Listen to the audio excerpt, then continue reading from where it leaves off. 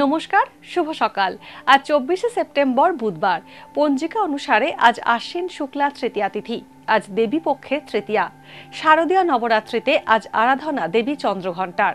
আজ সারাদিন থাকবে ইন্দ্রযোগ ও বৈধৃতি যোগের প্রভাব। কর্কট, সিংহ ও কন্যা রাশির জাতকদের ভাগ্যে আজ কি আছে জেনে নিন।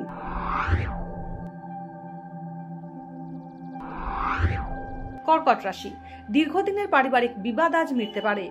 আজ ভবিষ্যৎ পরিকল্পনা প্রকাশ না করাই শ্রেয়। ভ্রমণে বিপদের ইঙ্গিত রয়েছে। বিদেশে বেশি মাইনের চাকরির প্রস্তাব পেতে পারেন। অবিবাহিতদের বিয়ের কথা পাকা হতে পারে। সিংহ রাশি, অনিশ্চিত ক্ষেত্রে বিনিয়োগ করলে সমস্যায় পড়তে পারেন। কর্মক্ষেত্রে পরিশ্রমের যথাযথ মূল্য নাও পেতে পারেন।